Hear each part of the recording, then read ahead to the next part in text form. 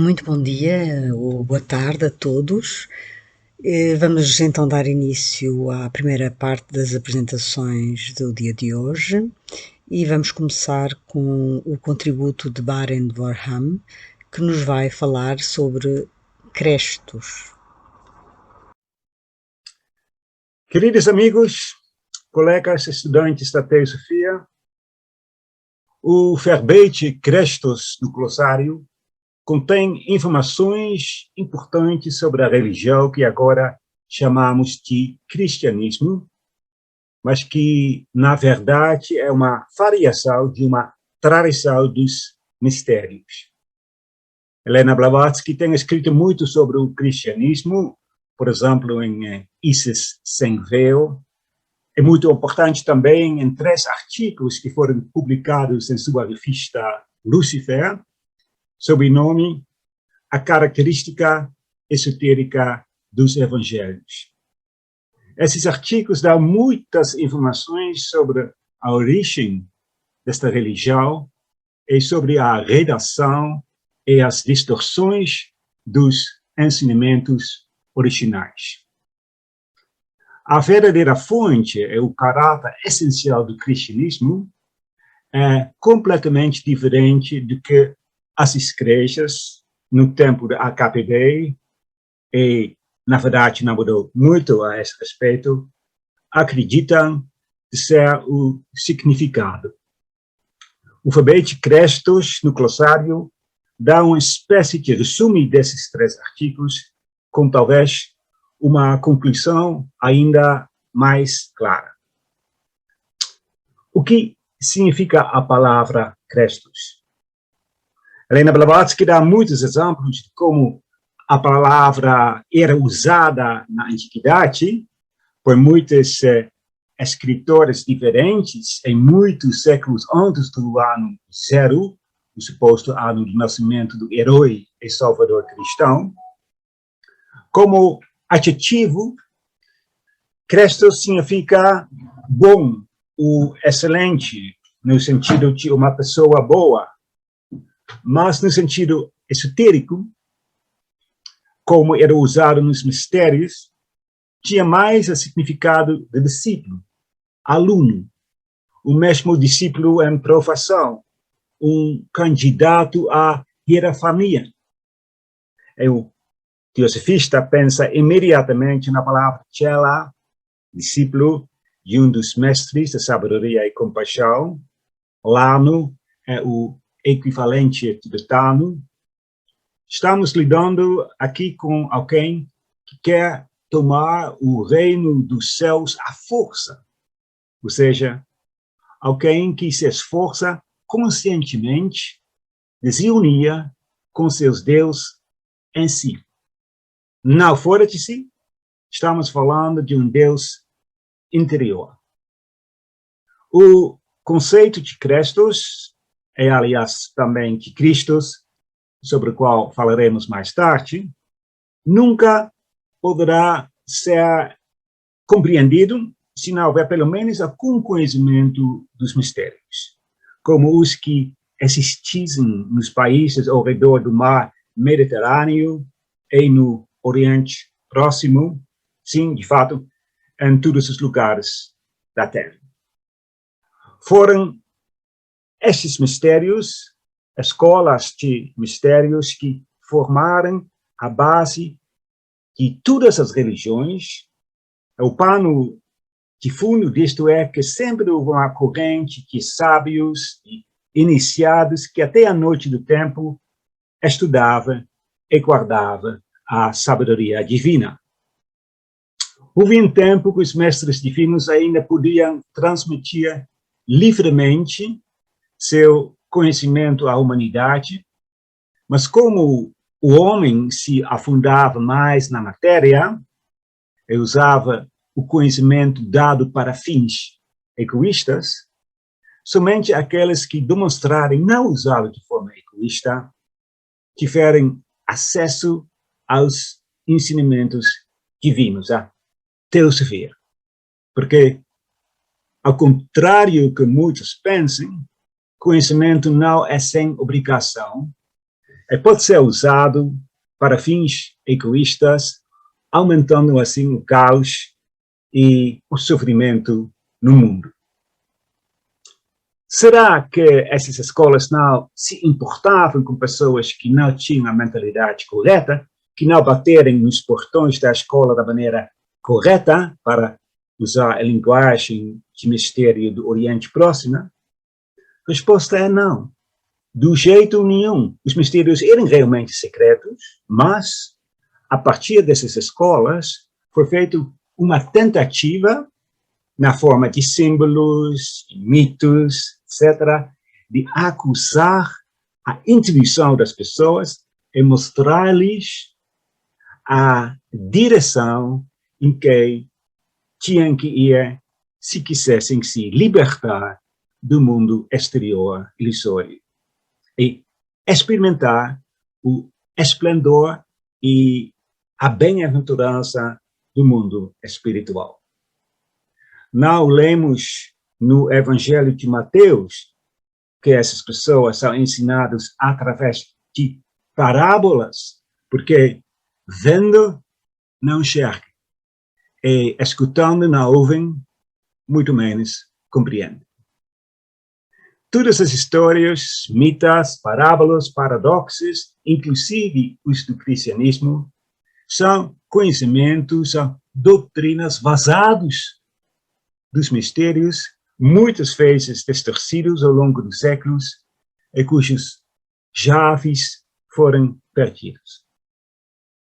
Era impossível atingir uma escola de mistérios? Não. As exigências para atingir a esses mistérios nunca eram desconhecidas. Nunca houve nenhum segredo sobre a ética que tinha que ser vivida.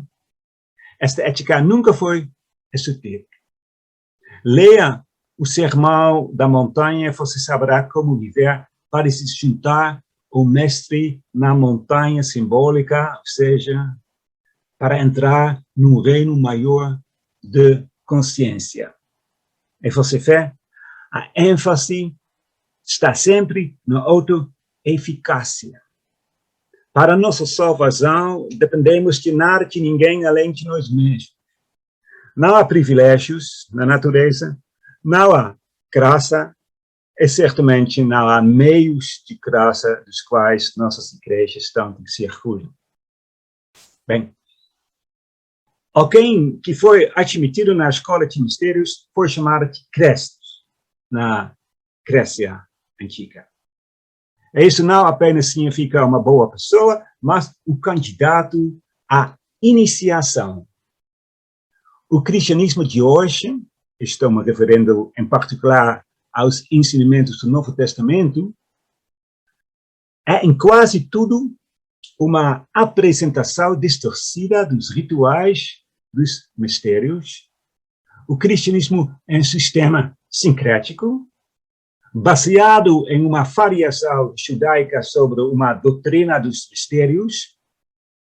Os elementos filosóficos vêm principalmente dos neoplatonistas, e o elemento devocional, pensa na veneração da Virgem, é uma cópia da religião egípcia, na qual inúmeras imagens de Ísis, com o menino Horus, nos foram transmitidos e que foram copiados como a Nossa Senhora Maria com o menino Jesus, sem que ninguém compreenda o significado por detrás. A quais rituais estou me referindo em particular quando falamos de Crestos? Ora, o Crestos, o neófito, tinha que se submeter de uma disciplina rigorosa. E esses rituais eram, de fato, a representação simbólica do que ele, ela, realmente tinha que passar. Todo o sofrimento da figura de Jesus na história do Evangelho é a representação simbólica do que o Crestos sofre durante seu período probatório. Note-se, para evitar mal entendidos, que os mistérios tinham graus diferentes. na Grécia Antiga, era feita uma distinção entre os chamados mistérios menores e os mistérios maiores. Os mistérios menores consistiam em um tipo de peça, um espetáculo dramático, na qual um candidato à luz era colocado em um banco cruciforme, morria, e depois ressuscitava dos mortos. Essa foi uma representação dramática de que nos mistérios maiores realmente passará. Nosso tempo é limitado, caso contrário, poderíamos mostrar que todo o martírio da figura de Jesus, desde o momento em que ele entra na cidade de Jerusalém sobre um potro de um burro, a última ceia, a crucificação e finalmente a ressurreição dos mortos, tudo isto é o processo de iniciação, a quarta iniciação, na qual o neófito morre de verdade, ou seja, seu corpo está em transe, e a alma espírito passa conscientemente pelos portais da morte e vai até os portais do sol, o sol espiritual, e depois volta para a terra, para seu corpo que é guardado e protegido por seus mestres. Ele ressuscita da morte. Ele nasce pela segunda vez. Ele é um drisha, como dizem os hindus, uma palavra que significa um que nasceu duas vezes. Ele não há mais Crestos, ele ganhou conhecimento em primeira mão, ele se tornou o que ele buscou. No Evangelho de Filipe, um dos escritos de Nag Hammadi, isto é expresso de forma concisa. Você viu o Espírito e se tornou o Espírito. Você viu Cristo e se tornou Cristo. Você viu o Pai e se tornou o Pai. Ele é mestre da vida. Ele se tornou um instrutor dos mistérios. Ele está, como é chamado na linguagem dos mistérios, vestido com o sol. Ou, como a força do silêncio diz, tu te tornaste a luz. Tu te tornaste o som. Tu és o teu mestre, é o teu Deus. Tu és tu mesmo o objeto de tua busca. O Crestos tornou-se o Christus. A palavra grega Christus vem provavelmente da raiz sânscrita Krish, que significa esfregar e, portanto, também ungir. Outro significado é arar, fazer sulcos, também significa causar dor, ferir, torturar, e todos esses termos estão relacionados à condição de Crestos e de Cristos.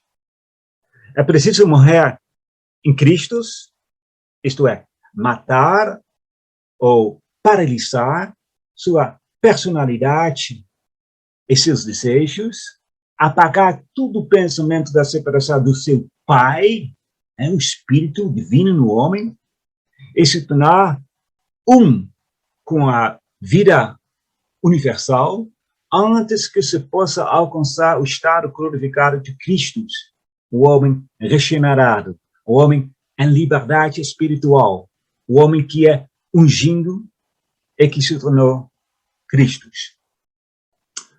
O maior erro das igrejas, feito consciente ou inconscientemente, é que elas fizerem de Cristo um homem, uma pessoa, um poder que estaria fora de nós e de quem dependeríamos para nossa salvação.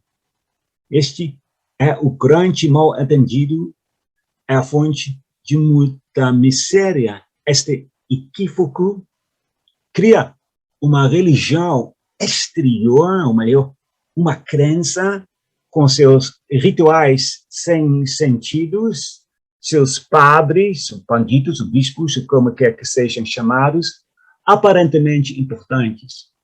2/3 do mal vem desse tipo de religião, diz Mahatma Gandhi numa carta para a EPC, porque degrada o homem, tornando-o dependente de forças exteriores a ele. É, portanto, apropriado formular uma visão mais nova do cristianismo. Você não se torna cristão se for batizado e for membro de uma igreja, se você acredita que o sangue de Cristo é a única salvação para a humanidade.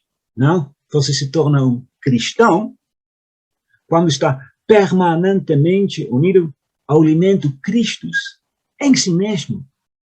Quando o princípio Cristo, o Buda interior, tomou forma em você, algo que o apóstolo Paulo também diz em uma de suas cartas. E você vê como é presunçoso chamar a si mesmo de cristão. Já passou com sucesso pela iniciação e se tornou um com o Pai do céu, sua própria divindade interior, um com Atman? Se não, então, na melhor das hipóteses, você é um Crestos, um aprendiz no caminho, alguém que pelo menos tenta bater no portão dos mistérios da maneira certa.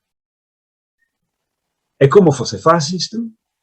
Novamente, leia o Sermão da Montanha, leia o Pratimoksha Sutra, uma escritura budista que foi o modelo do Sermão da Montanha.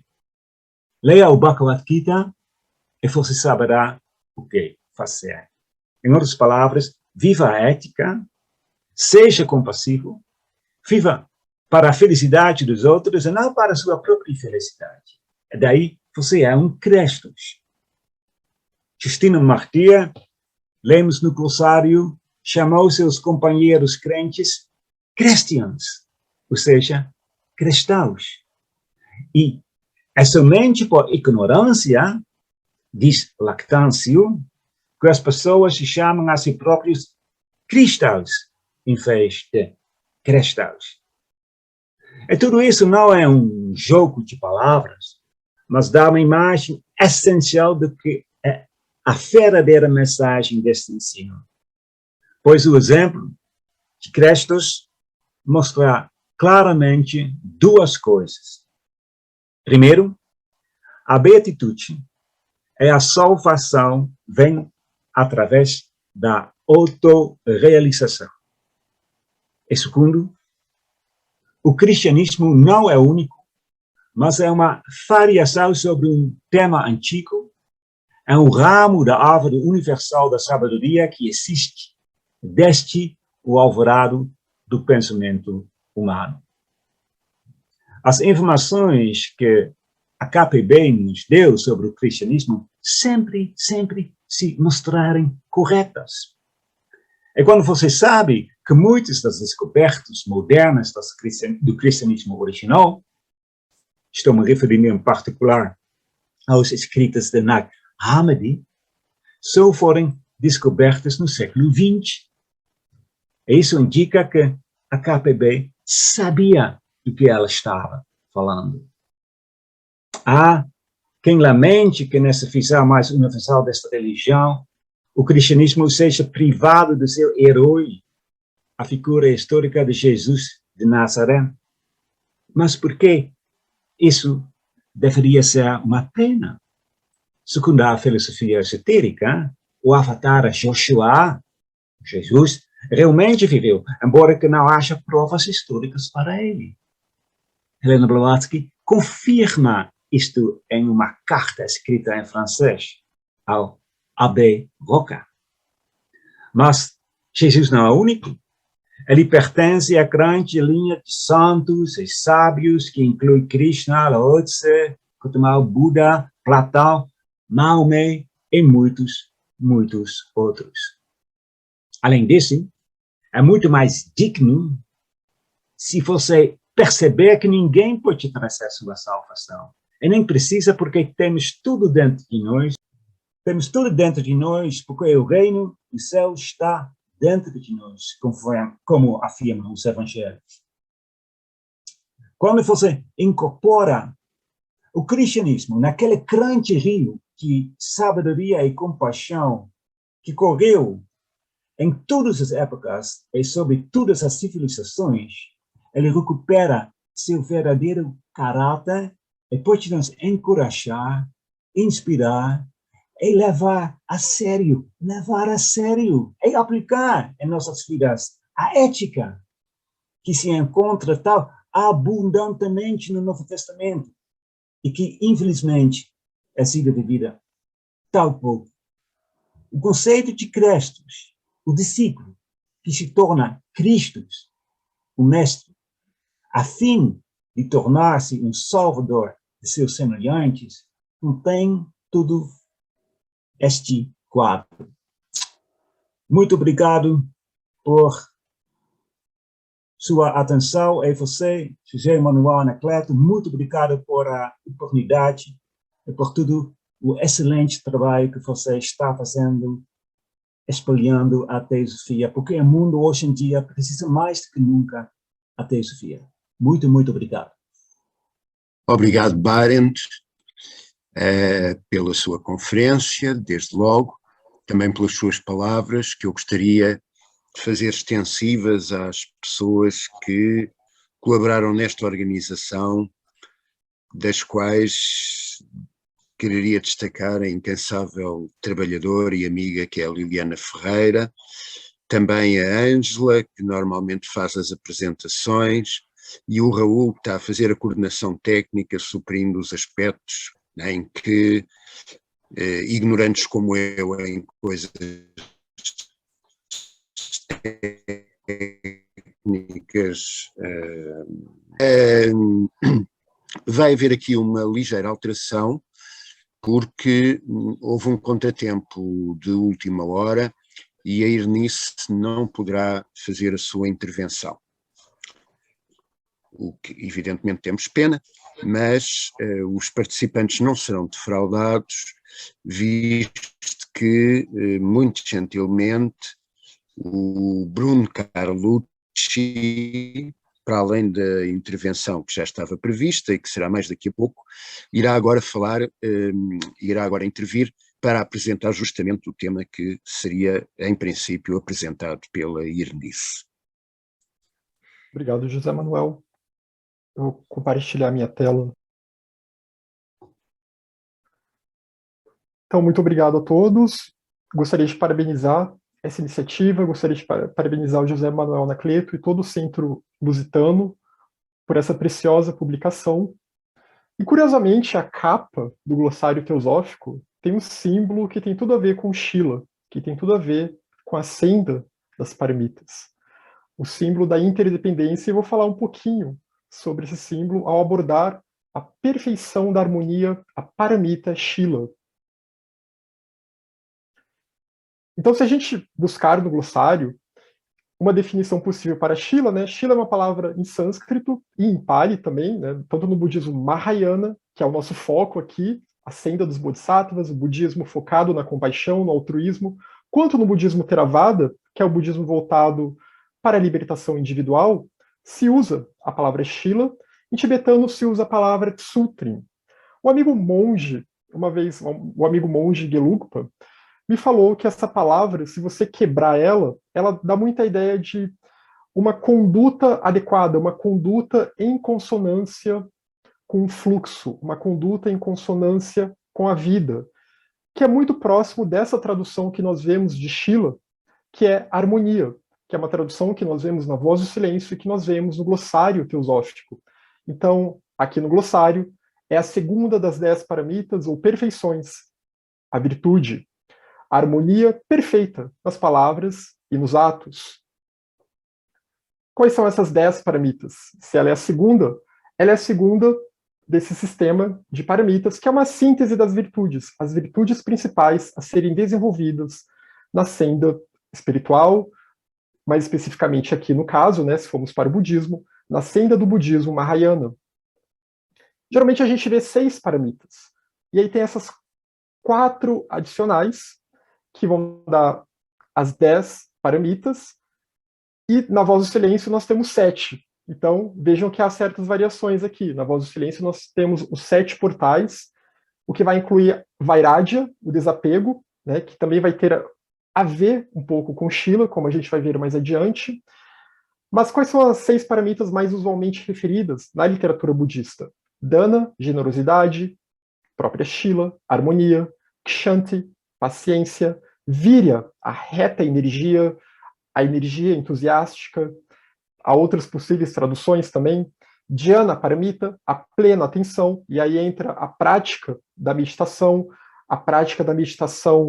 da tranquilização mental, Samadhi também é relacionado com Dhyana em textos budistas, e Prajna Paramita, que é a paramita, a perfeição da sabedoria, que também tem seus vários níveis. Tem um nível mais viveka, um nível de discernimento, de saber discernir a natureza da realidade, de entender que esse nosso eu aparentemente separado, essa nossa personalidade, ela não tem de fato essa separatividade essencial, instância última, estamos todos interligados, somos todos partes uns dos outros e surgimos nessa inter-relação. E há uma unidade fundamental que é a base de toda a existência. E acrescentando a essas paramitas, há também essas 4 adicionais.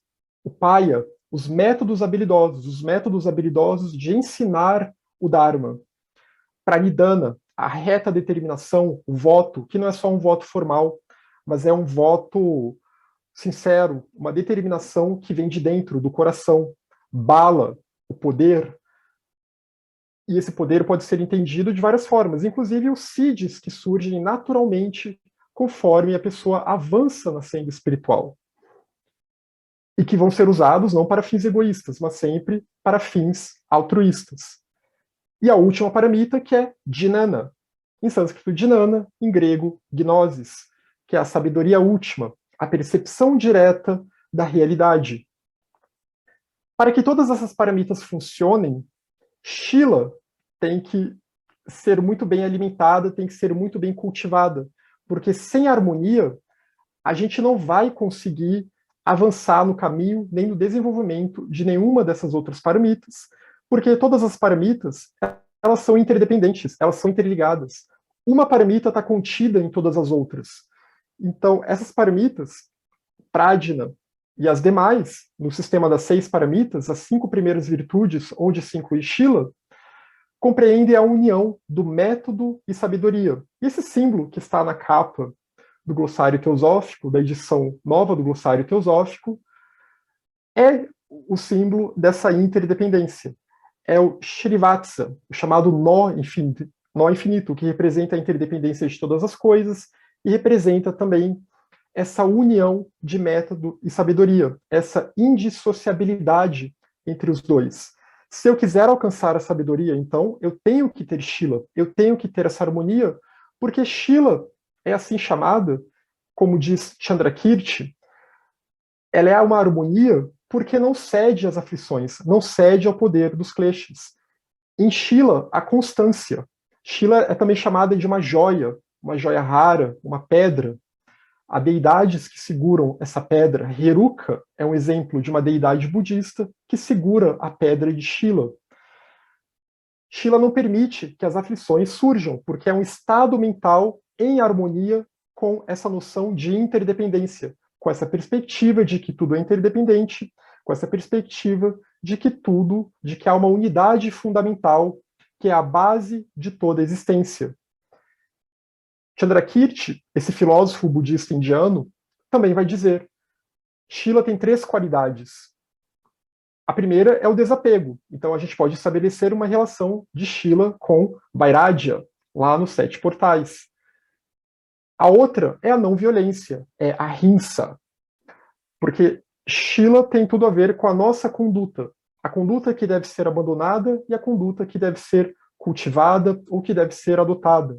Então, não ceder aos kleshas, não ceder aos vícios, às perturbações, às aflições, inclusive não praticando a violência contra os outros seres, contra os animais e daí por diante. E Shila também tem a qualidade da visão correta, de Prajna. se nós estamos em harmonia com o fluxo da vida, se nós estamos em harmonia com a interdependência, se nós criamos essa disposição mental harmônica em nós, significa que nós estamos imbuídos dessa visão correta, significa que nós estamos imbuídos deste discernimento acerca da realidade. E se há essa interdependência, também haverá bodhicitta. Shila é a raiz para o engajamento no estilo de vida do Bodhisattva, diz Tsongkhapa no Lambrim Chenmo.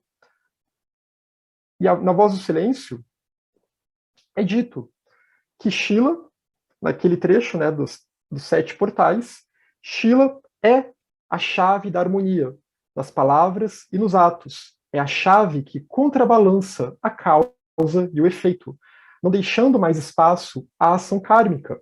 Exatamente porque Shila representa essa conduta harmônica, esse agir harmônico no mundo, em que eu estou agindo em harmonia com a natureza Buda presente no interior de todos os seres, no nosso coração, com Cristo interno, com Atma Budi em nós. Então, a partir desse momento, as minhas ações já não são mais guiadas pelos kleshas. Por isso que é importante que a gente tente cultivar essa harmonia e que a gente pense que tentar gerar essa harmonia na nossa vida é uma forma de tentar evitar se enrolar ainda mais com samsara, é evitar se enrolar ainda mais com a geração de karmas, com a geração de ações, de mente, de fala e de corpo, que só vão reforçar o nosso estado mental viciado no samsara, viciado numa perspectiva confusa, numa perspectiva ignorante da realidade, viciado na nossa noção equivocada de que nós somos essa personalidade, de que ela é a nossa essência, e de que nós somos esse eu separado, e de que é só isso o que existe. Em Luz no Caminho, nós também vemos a palavra harmonia. Luz no Caminho não vai usar o termo sânscrito Shila, mas, como há a palavra harmonia, podemos fazer essa ponte aqui, até porque Luz no Caminho e Voz do Silêncio, ambos são textos muito aparentados, digamos assim, são primos, praticamente derivam da mesma fonte dos livros dos Preceitos Áureos, que também tem uma relação com o que há de mais oculto, mais esotérico do Dharma. Então, em Luz do Caminho, nós vemos essa passagem. Aprende dele, do campo da vida, que tu és uma parte da harmonia. Aprende dele a obedecer às leis da harmonia. Então, Shila implica em nós adquirirmos uma noção acerca do karma e tentarmos viver em harmonia com essa lei. Porque nós também podemos entender o karma como a lei da harmonia. Se a nossa conduta é uma conduta não mais só voltada para gratificação pessoal, para fins egoístas, mas sim para fins altruístas, em harmonia com os princípios e preceitos da senda espiritual, então, naturalmente, nós agiremos em harmonia com essa lei. Nós ouviremos o canto da vida e conseguiremos fluir harmonicamente com ele. Aqui uma imagem de Vajrasattva, ou Vajrasattva. Vajrasattva, no budismo, representa, e também é citado na Voz do Silêncio, né, a alma diamante, como a Blavatsky traduz, na doutrina secreta também nós vemos às vezes com o nome tibetano. E Vajrasattva representa essa pura natureza Buda, presente em nosso coração. Ele é branco, translúcido, representando o estado de pureza da mente de um ser iluminado.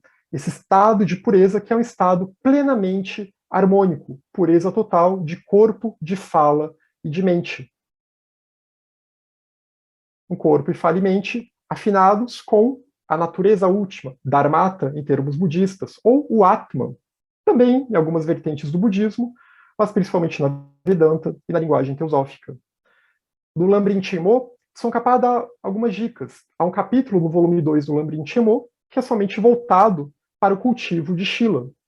E aqui eu peguei só 3 conselhos rápidos que ele dá sobre a importância de tentarmos cultivar essa paramita, esta perfeição. Diariamente, avalie e busque abster-se de ações não virtuosas. Esse é o primeiro passo. Lembra que a gente viu que um dos aspectos de Shila inclui a renúncia, inclui o desapego. Então, se desapegar dessa nossa tendência de se envolver com os vícios, de se envolver com os kleshas. E a gente tem que avaliar, tem que ter autoobservação, tem que ter discernimento e buscar abster-se daquilo que vai nos causar danos, daquilo que vai nos afastar da nossa prática espiritual, daquilo que vai nos distrair da nossa prática espiritual e daí por diante. Não permita nem mesmo um relance de não virtude, que incite a prática das ações não virtuosas. E é claro que no budismo vai haver listas e listas dessas ações não virtuosas, mas que a gente pode reduzir aqui como aquelas ações, resumindo aqui, ações que causam mal aos outros seres, ações danosas, como matar e daí por diante. Né? No caso, como ontem teve a palestra sobre a Ahimsa, da Marily Winkler, então, evitar matar animais. Se não há necessidade disso, né? Na maior parte do tempo não há necessidade disso, de se alimentar de animais, então vamos evitar matar animais para isso, para esses fins fúteis pelos quais a humanidade vem matando animais há tanto tempo. E pensar também no que causa dano às outras pessoas e daí por diante, e refrear, e também no que causa dano a nós mesmos. Então não permitir nem que um relance, para não alimentar esses samskaras, essas sementes, porque conforme a gente vai alimentando um pouquinho, aqui e ali, elas vão se tornando cada vez mais fortes, e esse nosso estado de envolvimento com o samsara vai ficando cada vez mais forte também.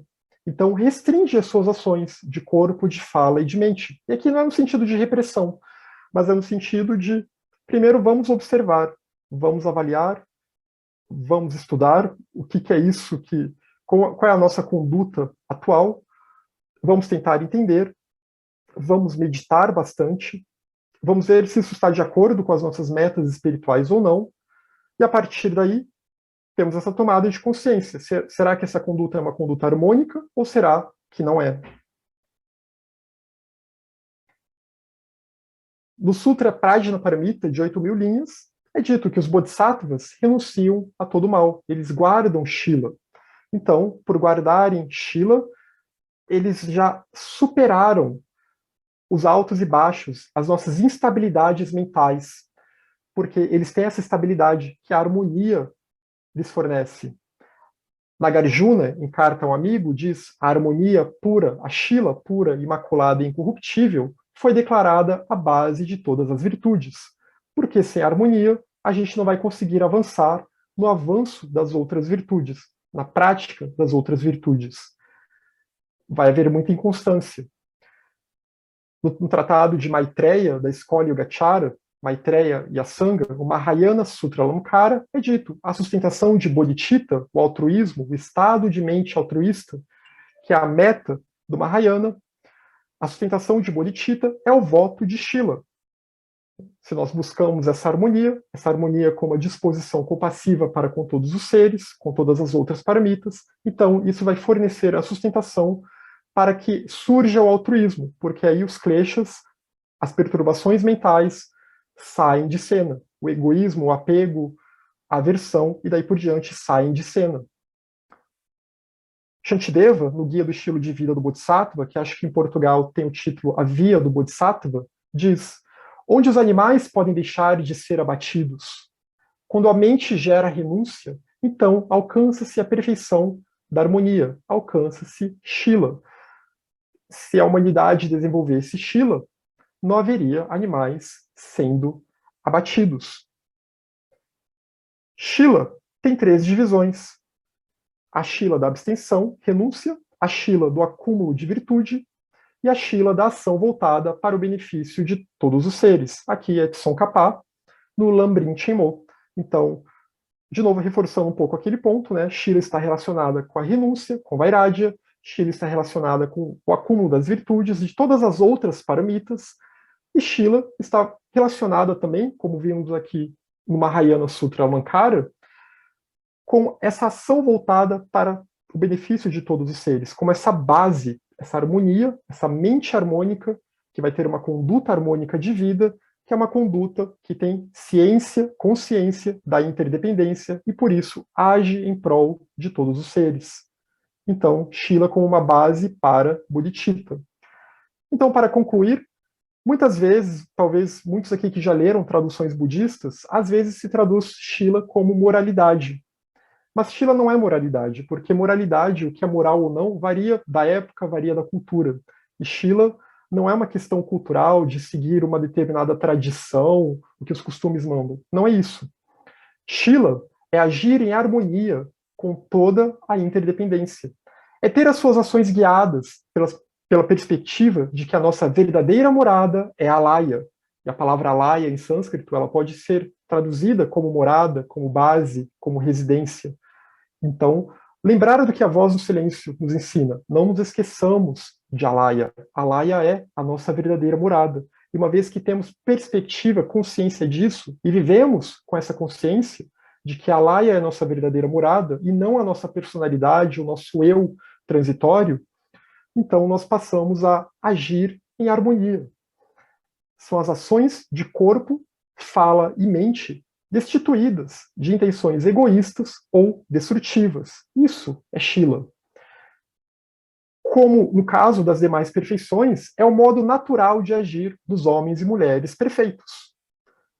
Um Arya Bodhisattva, um Mahasattva, um Mahatma, um adepto, ele vai agir assim naturalmente. Mas para chegar nesse agir natural, né, tem que tirar muita poeira, tem que tirar toda a poeira dos kleshas, tem que tirar toda a poeira da ignorância. E isso exige esforço. Isso exige que a gente tenha constantemente se lembrar de que há essa paramita, de que Shila existe, de que há as outras paramitas interligadas, e que temos que fazer um esforço, então, para conseguirmos ativar essas paramitas em nós, esse potencial que já está dentro de nós. E que para alguém que já alcançou esse estado de perfeição, esse é o modo de agir natural. Então, Shila, para fechar, é o agir em harmonia com a natureza Buda, ou o Atman, presente em nós, ou Alaya, ou Christus, ou Allah, ou muitos outros termos possíveis. E Shila pode ser relacionada à ética, no seu sentido mais profundo, porque às vezes também a gente vê traduzido como ética e dá um pouquinho de confusão, porque hoje em dia se confunde muito ética com moral. Mas ética no sentido como o ethos, a verdadeira morada, como diz Alberto Brum no livro Fogo Logos, que é esse fogo Logos que está na caverna do coração. Isso que seria o ethos original do qual Heráclito fala.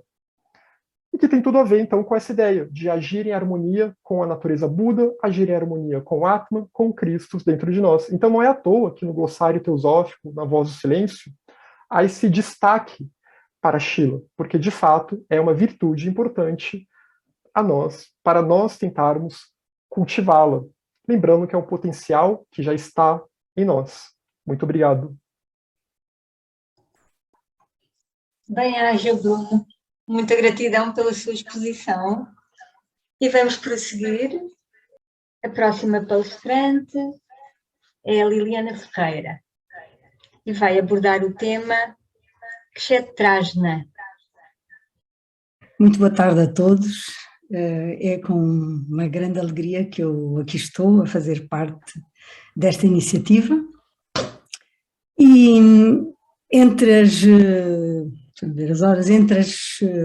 possíveis palavras que ponderei inicialmente para refletir um bocadinho convosco, acabei por me decidir por esta, Kshetrajna ou Kshetrajnasvara.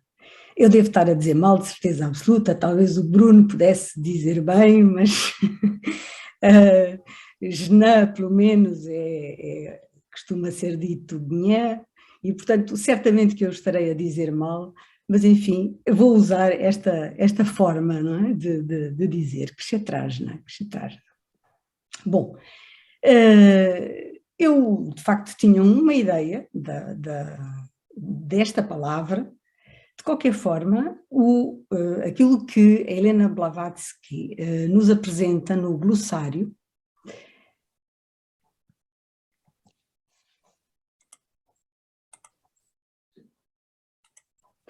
é composto, digamos assim, no verbete, por três ideias. O primeiro, o espírito encarnado, o ego consciente nas suas manifestações mais elevadas, o princípio reencarnante e o Senhor em nós.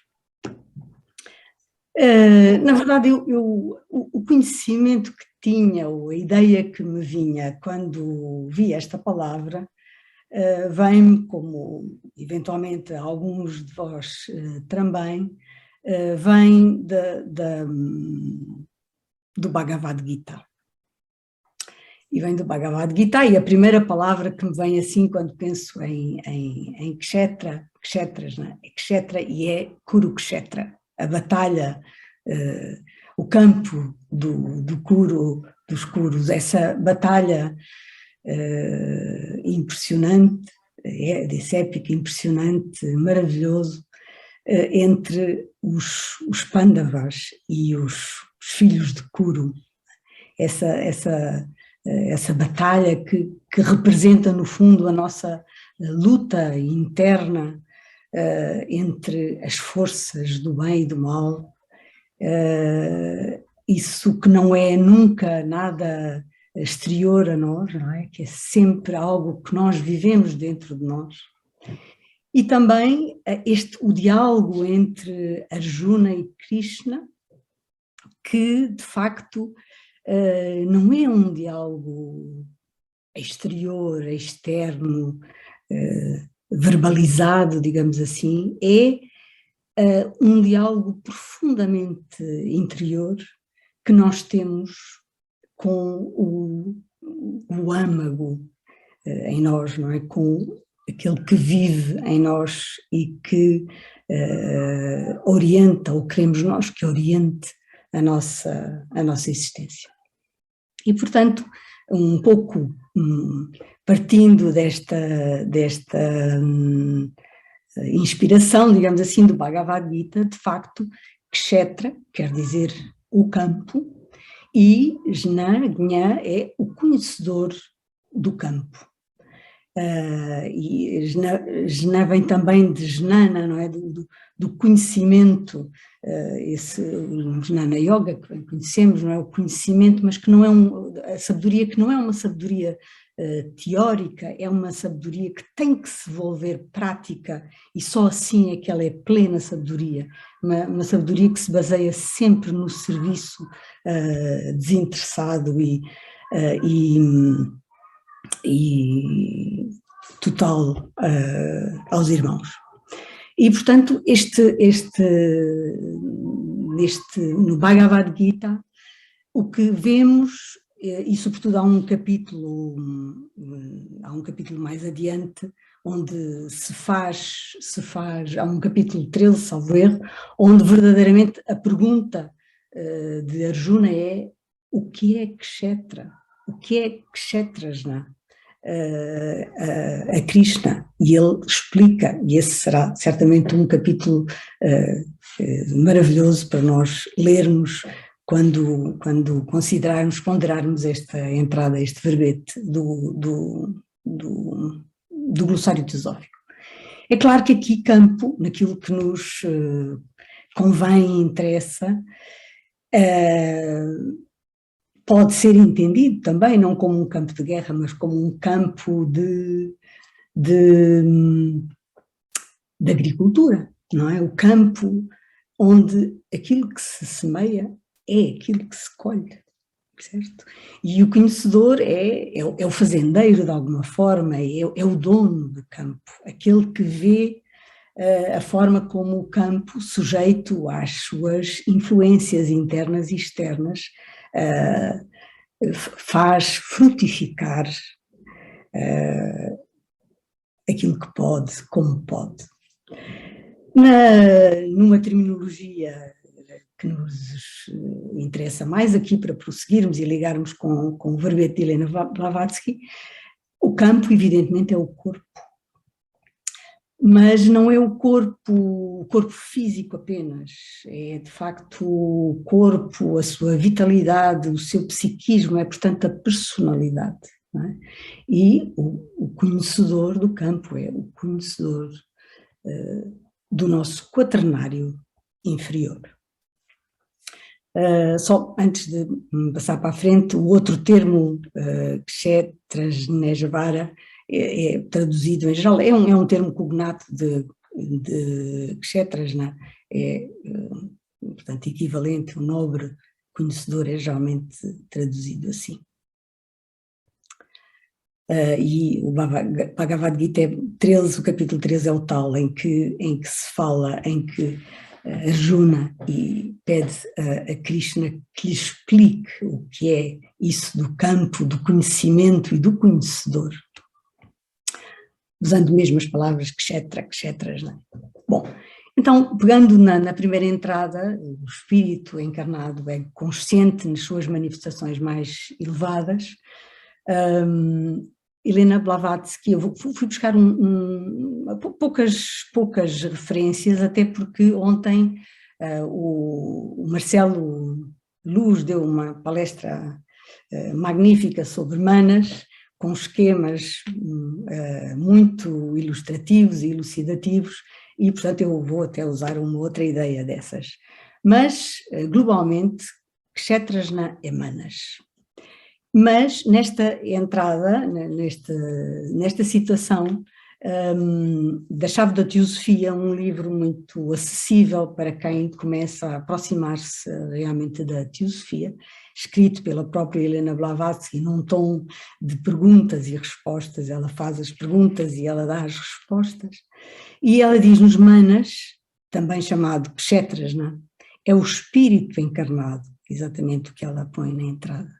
Porque, conforme a nossa filosofia, foram os Manasaputras, ou filhos da mente universal, que criaram, ou melhor, produziram o homem pensante, humano, encarnando-se na terceira raça humana da nossa ronda. É manas, portanto, o verdadeiro ego espiritual reencarnante e permanente, a individualidade, sendo as nossas variadas e inumeráveis personalidades apenas as suas máscaras externas. Portanto, aqui ela explica porque é que usa, justifica, enfim, este termo do espírito encarnado, fazendo a ligação com a proveniência, com a dádiva que recebemos dos Manasaputras, dos filhos da mente mental, que encarnaram então no tempo da terceira raça humana desta nossa ronda. E reparem na utilização das palavras tão bem escolhidas: individualidade, por um lado, e personalidade, aquilo que é descartável, que é apenas a máscara externa.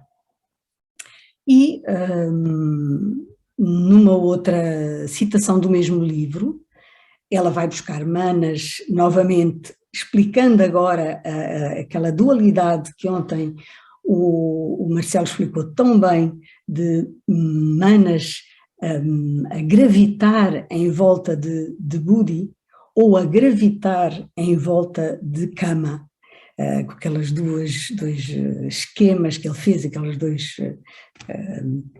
bonecos, né, que ele inventou de alguma forma. Todo o homem tem em si estes dois princípios, está a falar de manas. Um deles, mais ativo do que o outro, e, em casos raros, um deles é totalmente limitado no seu crescimento, por assim dizer, ou é paralisado pela força e predominância do outro aspecto em qualquer direção. Estes são, portanto, o que chamamos os dois princípios ou aspectos de manas, o superior e o inferior. O primeiro, o manas superior, ou ego consciente e pensante, cá está o ego consciente, gravitando, faz lembrar o desenho dele, em direção à alma espiritual, que é Buddhi. E o segundo, e esse é que é o reencarnante, o ego consciente e reencarnante, e o segundo, ou o seu princípio instintivo, é atraído por Kama, a sede dos desejos e paixões animais do homem. Portanto, aqui claramente é manas que permanece sempre de encarnação para encarnação, mas uma parte dele é aprisionada pela nossa natureza inferior, pela nossa personalidade, mas manas superior garante, é o selo que permanece e que faz a ligação entre as diferentes vidas encarnadas e o ser superior, Atma. Depois, exatamente na mesma linha, porque são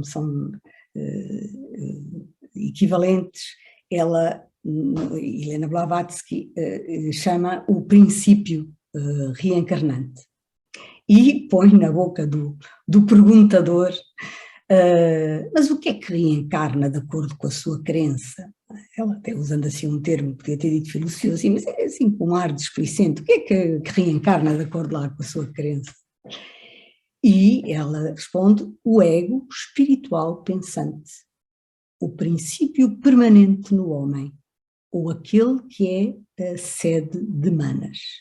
Não é Atma, nem mesmo Atma Buddhi, mas Manas, porque Atman é o todo universal e torna-se no eu superior do homem apenas quando em conjunto com Buddhi, que é o seu veículo, que o liga à individualidade, o homem divino.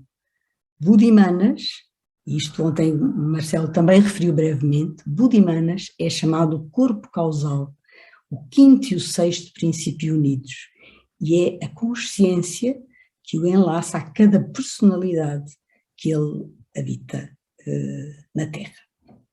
E, portanto, isto são textos da Chave da Teosofia que são muito clarificadores sobre o que é este Kshetrajna, que não é uma palavra que apareça muitas vezes, mas que ela explica e expõe de uma maneira muito clara.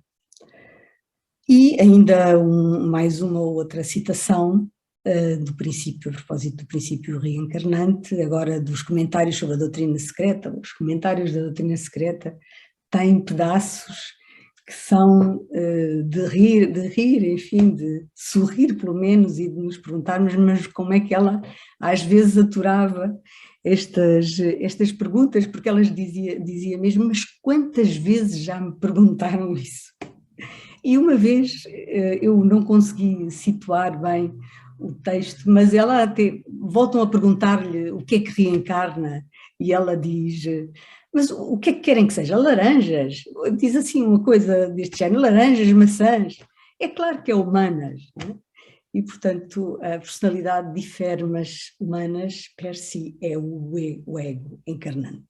Humanas é sempre o mesmo, ele é o tronco, o eterno tronco em torno do qual se agarram as personalidades, digamos assim, aquelas que vêm e vão. E pronto, e portanto, Kshetrajna é este princípio de Manas, este princípio mental, que é aquele que dá ao homem a autoconsciência, que permite ligar o seu quaternário inferior, a sua base inferior, àquilo que está acima de Manas, que o permite, portanto, tornar um homem completo e que permanece de encarnação em encarnação. Num texto da doutrina secreta do segundo volume, mas segundo volume na editora Pensamento, portanto é ainda da Cosmogênese, do volume 2, eu creio que ela usa um texto, usa a palavra Kshetrajna, ou o texto usa a palavra Kshetrajna, eu creio que é um texto de Shankara, mas neste momento não estou completamente certa e não tenho aqui o texto, mas é um texto engraçado em que ele, Shankara, se não me estou a enganar, compara Kshetrajna, digamos, ao indivíduo, a um ator, e diz que ele se desfaz, não é? Dos seus papéis, dos papéis que encarna, não é? Dos seres que encarna, cada vez que se despe do vestuário próprio de cada um das figuras que representa. Não é? E, portanto, é exatamente esta ideia de que há aqui uma individualidade que vem em cada encarnação e depois e que estabelece a ligação entre aquilo que sou eu hoje, Liliana, que encarna aqui, e um outro ser que me há de seguir e onde o meu princípio manásico voltará a encarnar. Esta semana a minha família teve um bebê, nasceu um bebê na minha família. E a propósito disto eu pensei, realmente os pais fornecem a matéria, não é? Fornecem o material, não é? E não é só o material, o corpo, porque, digamos, esse material, essa matéria que fará o corpo do bebê, é uma matéria qualificada, não é? Os átomos, as moléculas, aquilo que farão parte do seu corpo físico, elas vêm com qualidades próprias, que serão os gunas, não é? As gunas, que são as qualidades que ele precisa para, ou de acordo, digamos assim, de acordo com a família onde vai nascer, de acordo com o país onde vai nascer, o entorno social em que vai viver, etc. Não é? E, portanto, os pais fornecem, de alguma forma, esse invólucro material. Mas, mistério dos mistérios, no momento em que o bebê nasce, começa esse processo de o raio manásico vir ocupar o âmago desse ser e portanto, torná-lo uma sua nova encarnação. Será um caso para... Estava aqui agora, bom, adiante. É de qualquer forma um mistério extraordinário, isto que acontece. Bom, esta pequena nota particular. Bom, e a última deixa de Helena Blavatsky, O Senhor em Nós.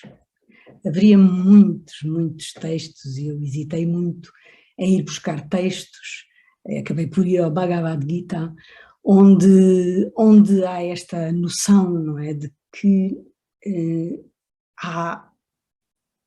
nós temos consciência de que somos habitados por algo muito superior a nós e que é o nosso condutor, não é? Voltando a pensar em Krishna e Arjuna.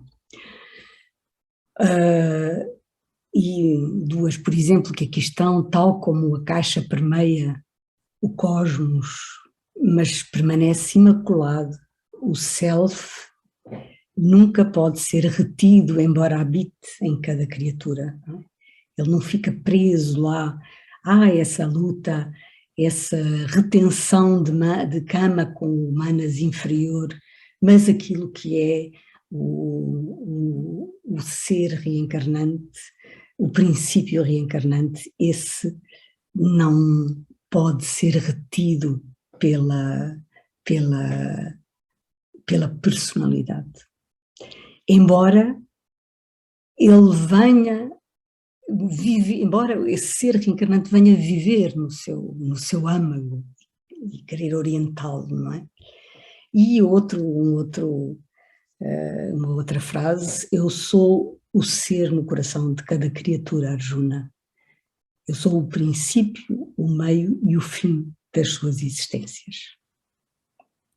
E se me permitem, para terminar, sim, consigo ganhar um bocadinho de tempo, para terminar, como o nosso grande desafio é o evoluir da consciência, é crescer em direção à unificação, é eliminarmos tanto quanto possível e o mais radicalmente possível estas tremendas raízes de separatividade pelas quais nós temos que passar, é verdade, mas que nos destroem e que nós temos que saber dissolver com o amor e a compaixão. Deixo aqui uma pequenina semente meditativa, e que é que, para esse evoluir da consciência, a nossa, não é preocupação, mas talvez a nossa determinação deva ser muito mais do que conhecer o desconhecido, conhecer o conhecedor, aquele que é o Senhor em nós. Kshetrasna. Muito obrigada. Muito obrigada, Liliana. Muita gratidão. Então vamos prosseguir. Vamos agora ouvir a Cindelinde Poki, que nos falará sobre o tema Avalokiteshvara.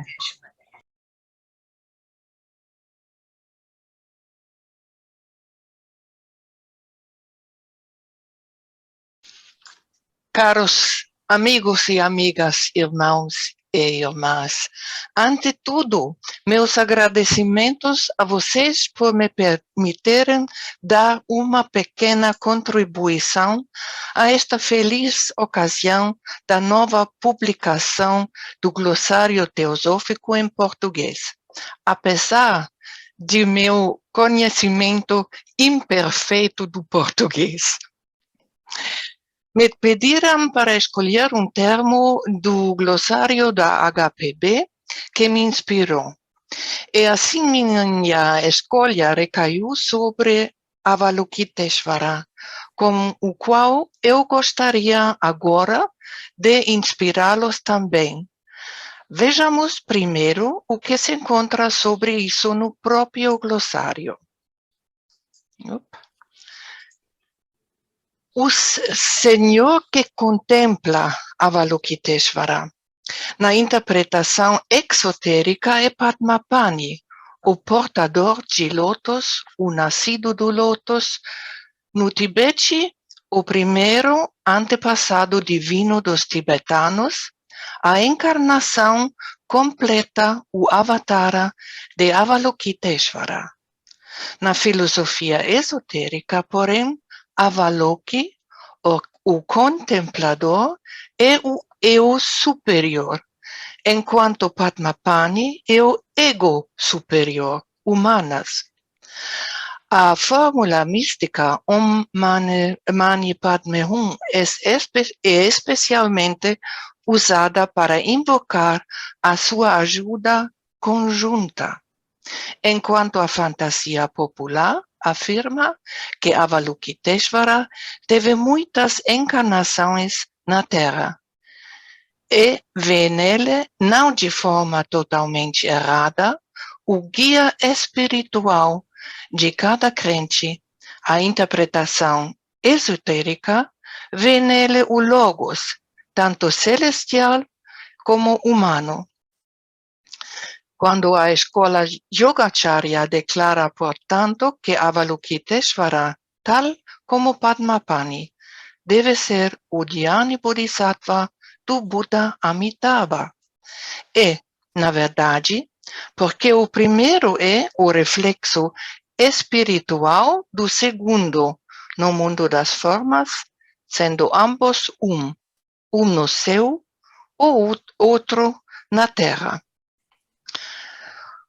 O budismo Mahayana, que tem sido estudado durante séculos, principalmente no Tibete, reconhece três entidades diferentes: o Logoi, hierárquico na hierarquia espiritual budista. Estes são o Buda Amitabha, ou o Buda da Luz sem limites, depois Alaya e depois Avalokiteshvara. Alaya significa a fonte espírito de tudo, o manto, o ou vestimenta ou recipiente da luz sem limites, matéria de natureza cósmica ou infinitesimal. Dela brotam os números raios, por exemplo, como raios de luz que saem do Sol. E cada raio é em si mesmo um ser. O significado da palavra Avalokiteshvara, ou Krishna da Bhagavad Gita, pode ser explicado da seguinte forma. Ava significa abaixo. Lokita é o particípio passivo passado da palavra sânscrita raiz, lok, ver, e portanto significa visto. Ishvara significa Senhor. Avalokiteshvara significa assim, parafraseado, o Senhor que é visto, que se vê em toda parte. A luz cósmica, o espírito cósmico, em que vivemos e nos movemos e temos nosso ser, cuja essência, cuja luz queima e brilha em cada alma humana, a centelha em cada ser humano. É a imanência ou a presença constante da divindade ao nosso redor. Em tudo aqui embaixo. Em todas as suas obras para o homem, sobretudo no homem mesmo, o portador desta presença divina. Amitabha, a luz ilimitada, corresponde na Trindade cristã, o Pai cósmico, o Espírito abstrato, a mônada pitagórica das mônadas, ou seja, a fonte de todas as mônadas que emanam dele, fluem dela, nascem dela, através do segundo Logos, Alaya, o Espírito que no ensinamento cristão original era feminino, a força produtiva e generativa na natureza, tanto espiritual como material. A mãe, a nutridora, a preservadora de tudo. E Avalokiteshvara corresponde à terceira pessoa original da Trindade, cristã, o Filho, o Cósmico, o terceiro Logos. Quando esta triade se manifesta em mônadas individuais, como o homem, ela está de acordo com sua fonte cósmica. A fonte cósmica de Atman é Amitabha, fonte de Buddhi é Alaya Mahakasha, e Avalokiteshvara é a fonte cósmica de Manas, pois Manas é um raio direto da Alaya cósmica, e nosso Atman, um raio direto de Amitabha, o Paramatman, o Atman cósmico, ou Brahman, ou Parabrahman, ou o Pai. Do ponto de vista humano, estes três são um só. Eles são o Logos composto, já que trabalham juntos no homem como um, ou seja, como o eu superior, Atman, Jivatman e Bhutatman. Nós, humanos, podemos perceber a influência do eu superior, e essa é a influência do Avalokiteshvara. Assim como os mestres assinalaram na última parte da carta 25 das cartas dos Mahatmas, Avalokiteshvara tem seu templo no universo ao nosso redor. E o Logos criativo, o terceiro Logos, que está mais próximo de nós, por assim dizer, de quem todos nós brotamos como raios de um sol cósmico. Ele é a presença divina na natureza e a presença divina na parte humana manásica, que naturalmente procede de Atman, o Amitabha. Pois não é o filho do seu pai, Manas não é Manas através de Buddhi, ou descendência de Atman, não é Mahat através de Alaja, o Mahakasha, o Pradhana, todos nomes para uma é a mesma coisa, a progênie de Adi Buddha, ou, se você quiser, Paramatman, ou Brahman, ou Parabrahman. O mesmo princípio dos três logos prevalece em todos os planos. Em outras palavras, Avalokiteshvara é a divindade que permeia tudo, e seu raio em nós através de Atman é o Manas superior, iluminado por Buddhi. Buddhi, por sua vez, sendo preenchido com a luz divina de Atman, pois o Pai habita na Mãe, e a Mãe dá a luz ao Filho Santo, e os três são um e mesmo assim três, cada um diferente do outro. Avalokiteshvara, então, é a presença divina que nos envolve em todos os lugares e cuja influência pode ser sentida por todo ser humano se ele quiser apenas. Mas como podemos sentir e expressar essa influência em nossas vidas? Por um lado, a Bhagavad Gita, Krishna, a divindade reveladora, mostra a Arjuna o caminho. E H.P. Blavatsky nos indicou o caminho através da voz do silêncio e nos deu as chaves para ele.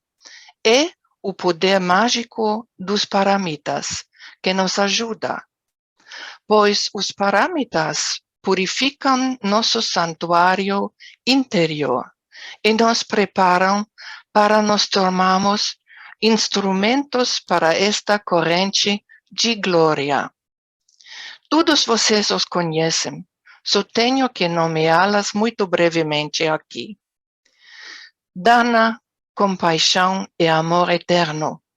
Esse amor divino, que é compaixão, que levou os iniciados iluminados, como o Buda, a se dedicarem completamente ao serviço do mundo e da humanidade. Generosidade e sacrifício são suas características. Shila, já ouvimos falar disso em detalhes na excelente contribuição do Bruno Carlucci. É a harmonia em palavras e atos, simplicidade, gentileza, autocontrole, autoesquecimento, ou seja, comportamento incondicional e harmonioso. É uma disciplina que engloba pensar, sentir e agir. Kshanti, a paciência que nada pode abalar. Para isso é preciso perseverar e superar o medo e a dúvida, dois inimigos da paciência. É nisto que residem as adversidades da vida, que perduram e se suportam, mesmo afirmando as mesmas. Viraga, a equanimidade na alegria e no sofrimento, necessita de desapaixonamento e vitória sobre as ilusões. A verdade por si só é buscada. A transformação das paixões está no início, e só a verdade está no final da viagem. Quando o caráter ilusório do mundo exterior é reconhecido, A equanimidade na alegria e na tristeza pode ser mantida. Virya, energia, o vigor sem medo. Requer mais do que mero fervor externo para se chegar à verdade. Requer firmeza, autocontrole e perseverança. Mente e coração puros é um esforço constante para trazer a verdade à humanidade. Dhyana significa meditação correta, ou seja, nossa atitude interior é a de um bodhisattva, um Buda da compaixão. Em constante meditação, ele estende a mão para a humanidade errante, bem como para os reinos inferiores, para ajudá-los em seu caminho ascendente. A abnegação e a compaixão são os pilares do universo. Portanto, para escolher corretamente o caminho da compaixão, é preciso praticar a meditação neste sentido. Prajna, a verdadeira sabedoria como resultado do autoconhecimento, é o último paramita da série de 7. Temos mais, como hemos visto já. Essa inteligência é discernimento que reflete claramente o eu superior, intuição divina, percepção intuitiva e cognição direta está aqui, aí. O desdobramento de Prajna faz de um homem um Deus, fazendo dele um Bodhisattva, um filho dos Dhyanis. Portanto, isto significa viver sempre da parte imortal, do eu superior. Pois quando o homem, através da autodisciplina e do cultivo do mais alto em si mesmo, se esquece de si mesmo a serviço de todos os outros, e assim se torna cada vez mais com tudo, então ele mesmo se torna relativamente divino. A luz da divinidade flui e enche o Santo dos Santos em seu peito. Então, o homem é transfigurado. Ele é um bodhisattva por um momento mais curto ou mais longo. Este é precisamente o resultado de uma iniciação exitosa. Seu corpo inteiro está rodeado de luz por algum tempo. Dizia-se então que ele estava vestido como o resplendor do sol, sendo o sol um símbolo de Atman. Nosso próprio Deus interior é o sol, o Deus interior de nossa própria divindade, nosso Pai no céu, o raio do cósmico Avalokiteshvara. Fazemos um resumo. Avalokiteshvara é uma palavra composta de Avalokita, percebido, visto, Ishvara, Senhor, daí o Senhor que é percebido ou conhecido, ou seja, a entidade espiritual, seja no cosmos ou no homem, cuja influência é percebida e sentida. É o eu superior. A interpretação esotérica ou cultista, entretanto, vê em Avalokiteshvara o que a filosofia ocidental chama de terceiro logos, tanto celestial quanto humano. No sistema solar é o terceiro logos e no homem é o eu superior, um raio direto e ativo da divina mônada. Tecnicamente, Avalokiteshvara é o Dhyani Bodhisattva de Amitabha Buda. Amitabha Buda é a mônada cósmica divina, da qual o Dhyani Bodhisattva é o raio espiritual individualizado, e deste novamente o Buda Manushya, o Buda humano, é um raio o descendente. Estes pensamentos dão uma perspectiva maior e mais ampla à constituição composta do ser humano. Somos uma cooperação de seres de diferentes graus de evolução, em diferentes planos de ser. Agora, trabalhando conscientemente o plano manásico do princípio kármico, mas já tendo a possibilidade de dar expressão, pelo menos temporariamente, ao resplendor dos planos acima, o que também somos e vamos desdobrar no futuro. Podemos mudar o foco de nossa consciência para estes planos. Histórias de iniciação nos contam sobre isso. E como tudo está contido em tudo, podemos desdobrar as partes destes seres humanas já agora. Aqui e agora, através de nosso esforço constante. Este é precisamente o foco de nossa capacidade de amor universal e compaixão, que figurativamente falando, permeia todos os nossos princípios, a partir de cima. Tomemos consciência deles e trabalhemos de acordo com nosso eu superior em todos os níveis, para o benefício e a proteção da humanidade.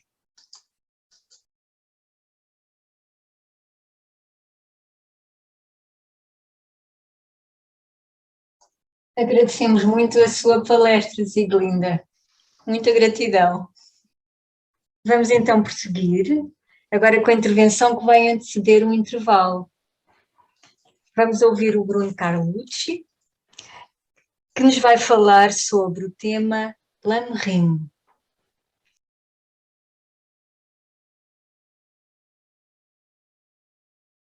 Então, agora eu vou falar sobre o Lamrim, que pode ser entendido como a senda graduada, a senda gradual.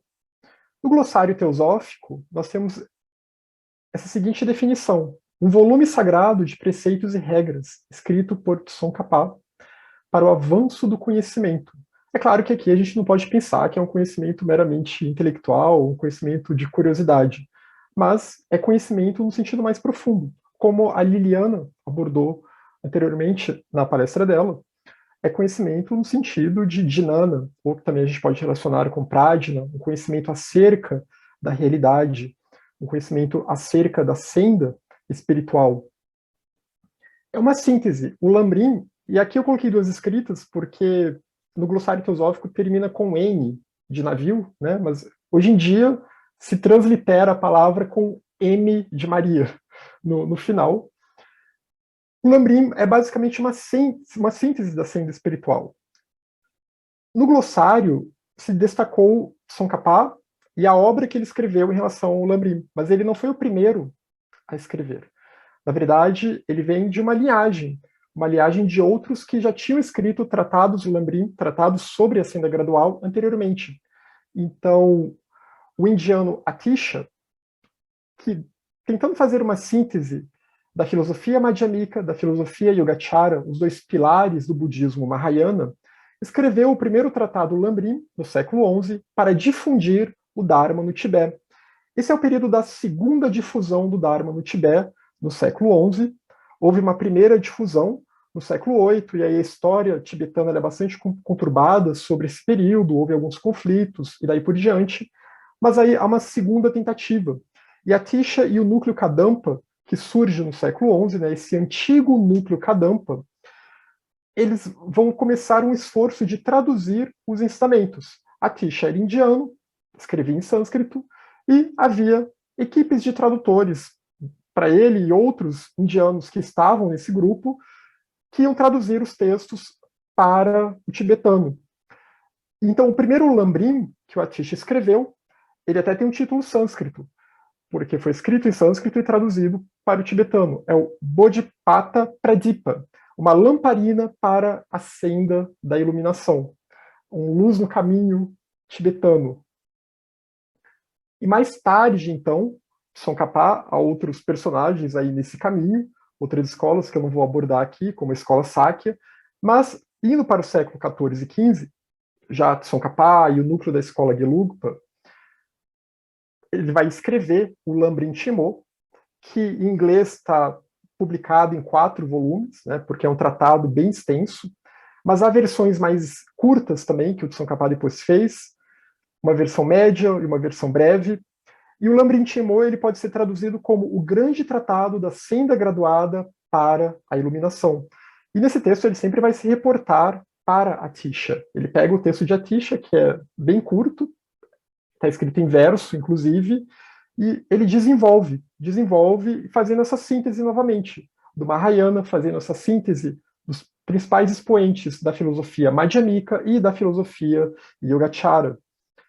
No século XVII, Taranatha, parte da escola Jonã original, o último grande expoente da escola Jonã original, antes dela ser fechada, também escreveu um tratado Lambrim, intitulado Essência da Ambrosia, que é bastante fácil de achar, na verdade, em português e inglês.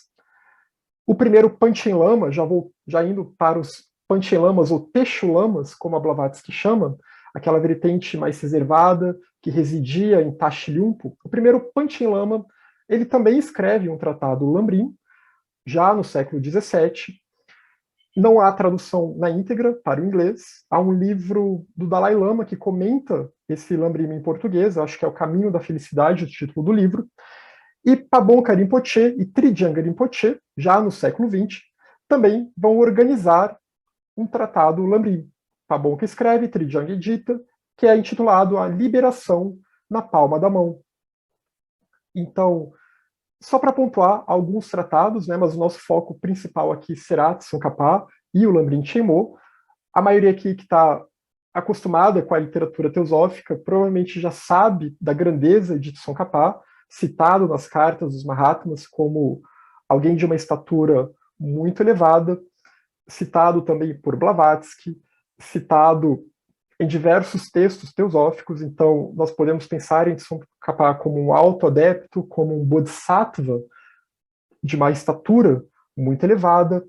Também na literatura teosófica vai ser chamado de avatar. Eu não vou entrar no mérito dessa questão do que é um avatar, do que é um Mahatma, se há diferença, se não há, até porque eu não alcancei esse estado ainda.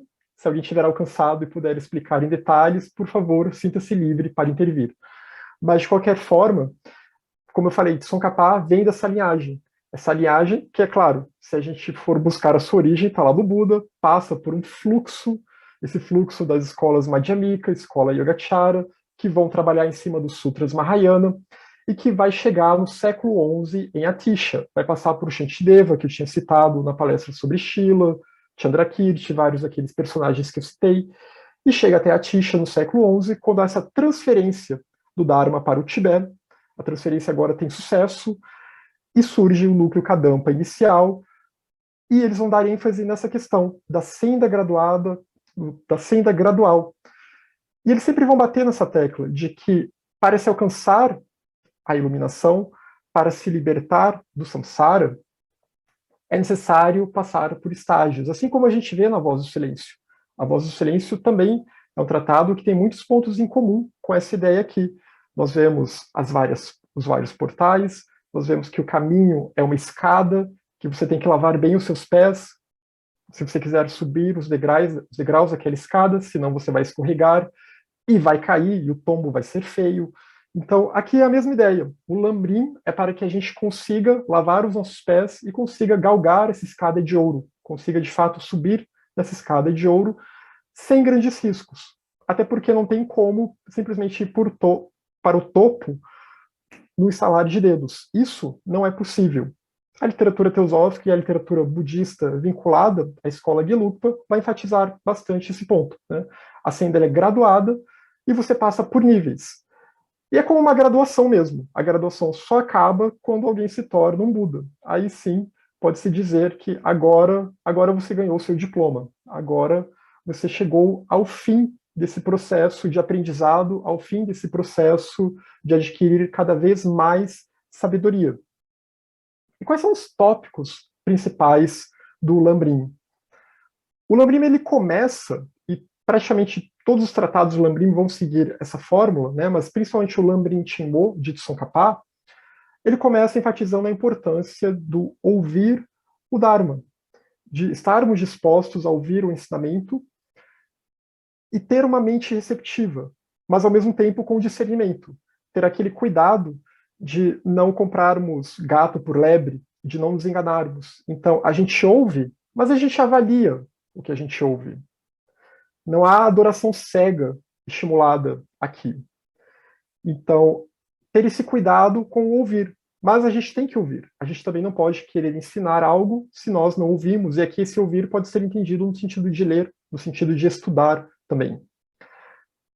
O outro ponto é, mas a gente vai ouvir o Dharma de quem? A gente tem que ouvir o Dharma de um guru qualificado. Mesmo que não seja um guru qualificado, mesmo que não haja um Mahatma dando uma palestra, um alto bodhisattva, um lama muito realizado, ainda assim, né, que nós tenhamos acesso a bons materiais, a materiais idôneos, a materiais que não tenham, que tenham sofrido o mínimo de corrupções possíveis. O mínimo que eu falo porque, né, adaptando para o nosso tempo, que as coisas, esses textos medievais antigos, eles vão passando por um telefone sem fio, às vezes, né, por muitas traduções, etc. Então a gente tem que tomar certo cuidado também quando lê esses materiais. Então, pensar que esse ensinamento tem que vir de um guru qualificado, de uma linhagem qualificada, e avaliar. Também não é para aceitar, para simplesmente sair se prostrando para qualquer um, aceitar qualquer autoridade, mas avaliar se aquela autoridade é de fato uma autoridade idônea, é de fato uma autoridade que vive o que pratica. Se ela tem Shila que é a base mínima. Se nós vemos que não há Shila, não há uma conduta harmônica com aquilo que aquela pessoa prega, logo é um charlatão, não é um guru qualificado.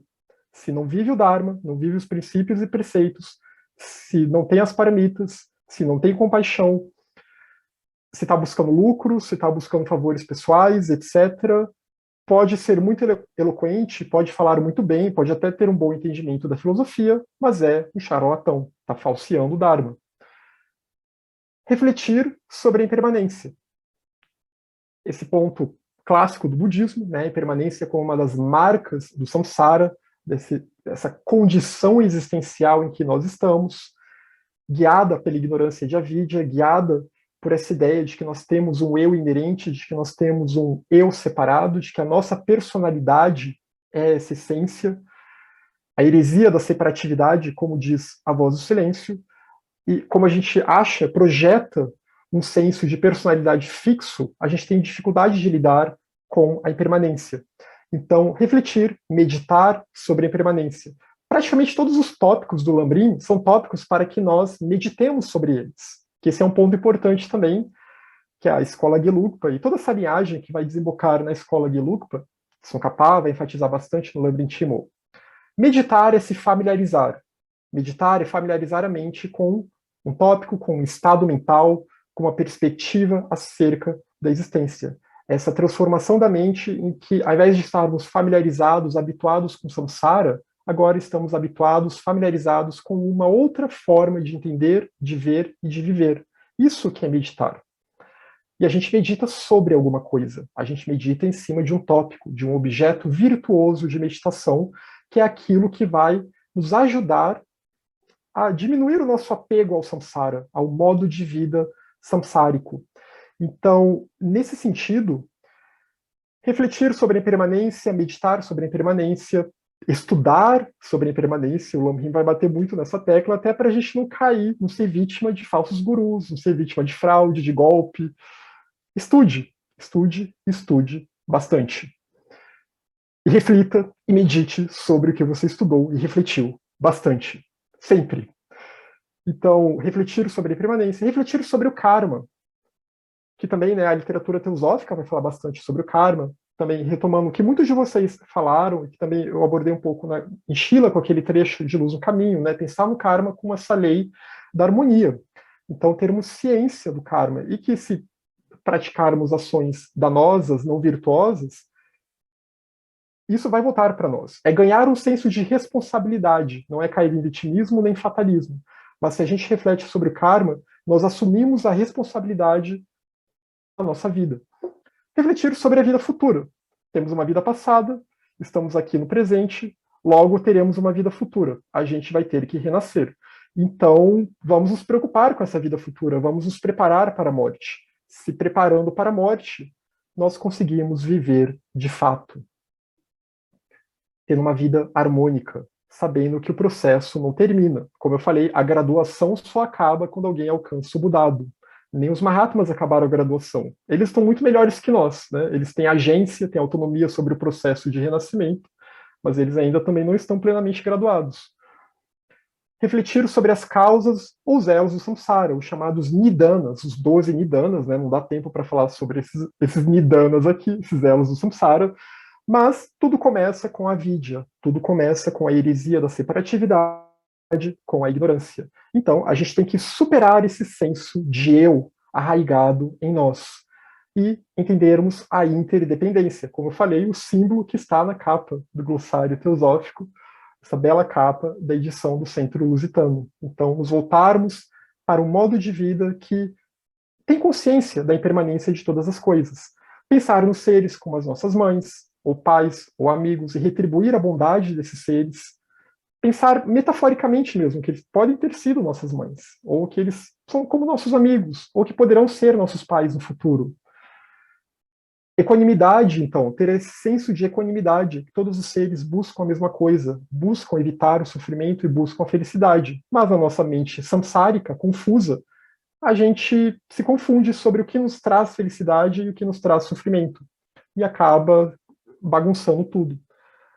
E a alquimia mental, tendo esse senso de equanimidade, trocar eu por outros, tendo esse senso de interdependência, viver em prol do benefício dos outros seres, como bem enfatiza a voz do silêncio. Isso em tibetano é chamado de lojong, esse processo alquímico, uma alquimia mental, e que tem tudo a ver com Bodhicitta e o voto do Bodhisattva, a aspiração de gerar a mente desperta, a mente do despertar, a mente iluminada por Bodhi, a mente pura, que é uma mente altruísta, que é uma mente que ela entende que existe um eu relativo, mas esse eu ele é um veículo, esse eu não é o ator principal.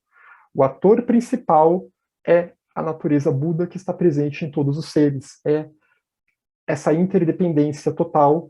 Então, vamos tentar viver dessa forma. As 6 perfeições, ou paramitas, né, que já abordamos bastante aqui hoje: Dana, generosidade; Shila, harmonia; Shanti, paciência; Virya, reta energia; Dhyana, plena atenção; e Prajna, sabedoria. Porque é pelo cultivo e pela prática das 6 paramitas que a gente se engaja em Bodhicitta, que a gente cria as condições kármicas para que Bodhicitta desperte em nós, porque as paramitas são como antídotos, elas são uma medicina. O Dharma, como um todo, é uma medicina para nos curar dessa doença mental chamada samsara. A meditação, então, tem um papel essencial, a meditação da tranquilização, relacionada com dhyana, também chamada de shamatha, de tranquilizar a mente, de estabilizar a mente no objeto meditativo, no objeto virtuoso de meditação, e a meditação da reta visão, a meditação analítica, vipassana, que é o uso do pensamento mesmo, do pensamento alinhado com a intuição. É uma reflexão mais profunda acerca daquele objeto de meditação. Agora que a mente está estabilizada, ela ganha uma nova flexibilidade, em que eu consigo alinhar a minha mente lógico-racional, meu manas, com a mente mais sutil, mais intuitiva, meu buddhi. Então é basicamente tentar tirar buddhi de kama e levar buddhi tirar manas de kama e levar manas para buddhi, tentar ativar buddhi manas em nós. Isso, essa reta visão intuitiva. E o outro tópico é o vazio de existência inerente, que tem tudo a ver com a meditação de Vipassana, que vai se voltar muito para isso, para esse se esvaziar. O processo da senda espiritual é esse esvaziar-se, esvaziarmos de eu. Entender que todos os fenômenos, todas as coisas são interdependentes, que essa separatividade, ela existe num nível superficial, é a ponta do iceberg. Não é que ela não exista, ela existe num nível mais superficial, é a casca das coisas, a casca da realidade. Mas o nível mais profundo, tudo é zero, shunya significa zero em sânscrito, tudo é zero separatividade, tudo é interdependência. Outras escolas vão falar sobre isso também em outras linguagens. No sufismo, se fala muito em fana, que seria como um processo de extinção do eu, desse eu que não entende a realidade, um processo de extinção de eu e que entende que tudo é Allah, que tudo é um. Então, para concluir, faltam 55 segundos, eu estou com o cronômetro aqui, para concluir, o Lambrim, ele é uma síntese da senda que leva à sabedoria, prajna, essa sabedoria que compreende a interdependência, e por isso está indissociavelmente ligada à compaixão, à bodhicitta, ao altruísmo, e que faz com que Avalokiteshvara desperte em nossos corações, como nós vimos na palestra da Sieglind, para que nós nos tornemos como Avalokiteshvara, né, com os vários braços zelando para o bem-estar de todos os seres, com a joia coração brilhando, pulsando, emanando compaixão.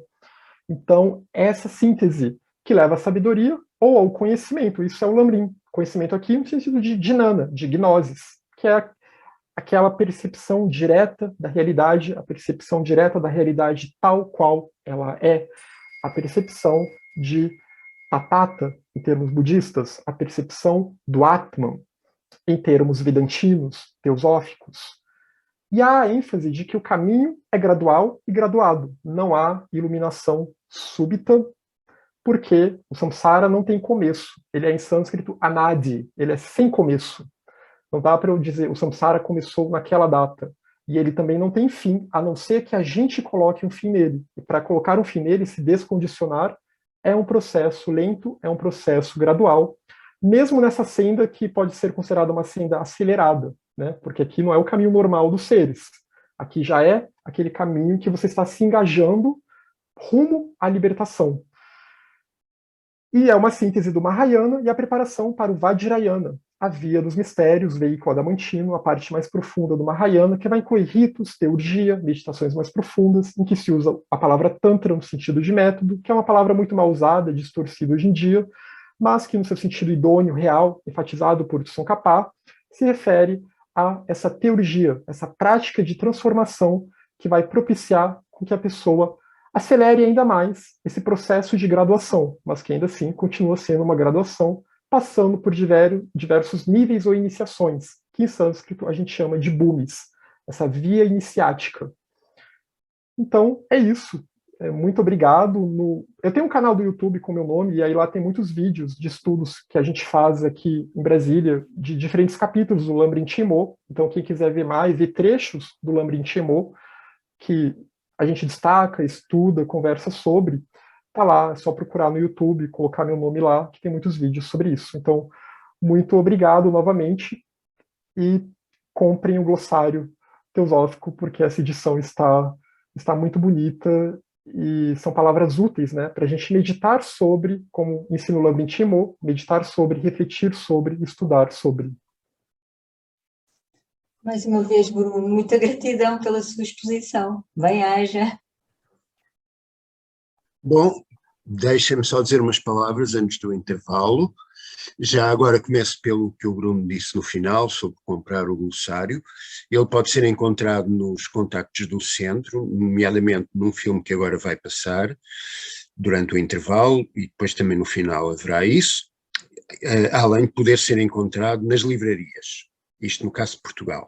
No Brasil, soube curiosamente na sexta-feira, anteontem, que chegaram os exemplares que foram encomendados e que enviámos à editora teosófica, de forma que também aí estarão disponíveis durante a semana que agora se inicia. E espero que fiquem para as 4 últimas conferências, que obviamente não vou falar sobre a minha, mas 3 delas certamente serão muito interessantes e o esperamos todos aqui.